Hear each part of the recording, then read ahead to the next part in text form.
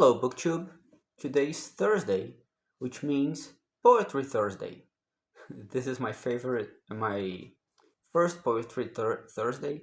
And to start, I'm going to read you a little bit I'm going to read you one stanza of the two cantos of Mutability by Edmund Spenser. I have this little collection over here, which is a collection of Spenser's poetry. The cantos of Mutability are considered a fragment of the seventh book of the Fairy Queen that was not finished, and it is quite long, so that is why I will not recite the entire thing. It is it is hundreds of verses long. It's a very long fragment. It was published only posthumously in like 1602, 1601, a few years after Spenser was dead.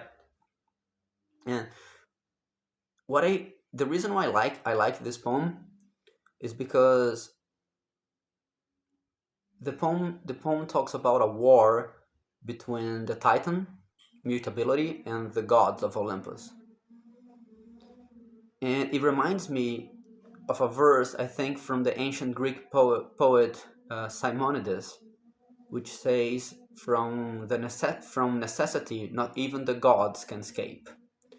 And here, the subject is the mutability is coming to the gods. In the end, there's like a compromise. Mutability is inevitable, but the essence stays the same. And although this is the setting of the poem is a Greek environment. At the end, the pernicious Christian there is a pernicious Christian image of saving, and I don't actually remember the ending, but Christianity comes back in the ending. But the first stanza is the first stanza of Canto 4. It starts, "What man that sees the ever-whirling wheel of change, the which all mortal things doth sway, but that thereby doth find and plainly feel how mutability in them doth play her cruel sports to many men's decay. Which that to all may better yet appear, I will rehearse the whilom I here say. How she at first herself began to rear 'gainst all the gods, and the empire sought from them to bear." So here we have the gods that think are all powerful and will never change, and think their position of being in power will never change.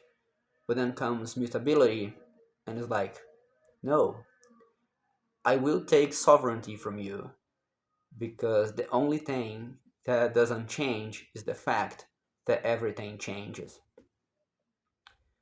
Uh, Without the compromise in the end of this long poem, considering this should be the seventh book of the Fairy Queen, without the compromise, it would be quite weird to write this for the Elizabethan court, because that would kind of be an attack on the people in power in England at the time.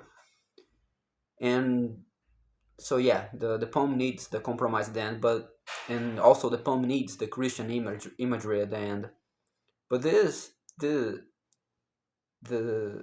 the setting of this poem is beautiful. The image, the first stanza of Canto 4 brings is so good. Like, how she at first herself began to rear 'gainst all the gods, and the empire sought from them to bear.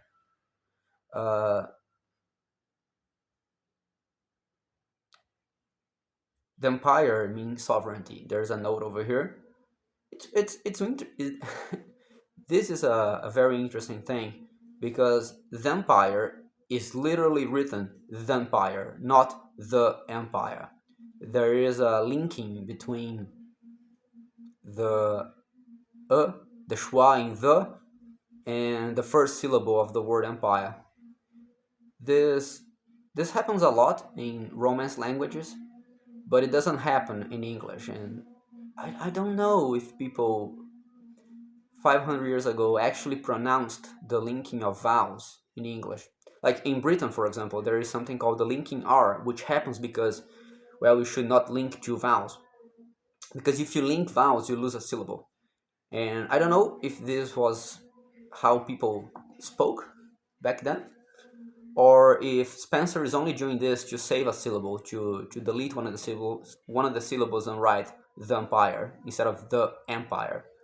The empire, because the last verse should be Alexandrine, should be 12 syllables. Maybe that would feel weird at the time, and everybody would read it like, yeah, he only did that for the syllable counting. But yeah, lovely poem, really really interesting theme. I quite like this theme of mutability and necessity coming even to the gods. And that's it. That is it for Poetry Thursday. And thank you, BookTube.